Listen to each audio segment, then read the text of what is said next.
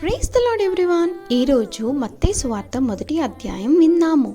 యేసుక్రీస్తు జనన విధమెట్లనగా, ఆయన తల్లి అయిన మరియా యోసేపునకు ప్రదానము చేయబడిన తర్వాత వారేకము కాకమునుపు ఆమె పరిశుద్ధాత్మ వలన గర్భవతిగా ఉండెను.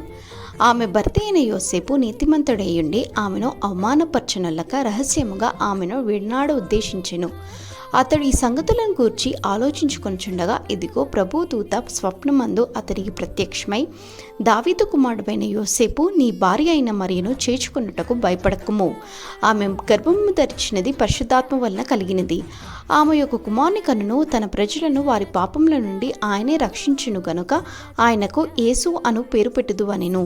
ఇదిగో కన్యక గర్భవతి అయి కుమారుని కనును, ఆయనకు ఇమ్మానుయేలను పేరు పెట్టుదురు అని ప్రభువు తన ప్రవక్త ద్వారా పలికిన మాట నెరవేరునట్లు ఇదంతయు జరిగెను.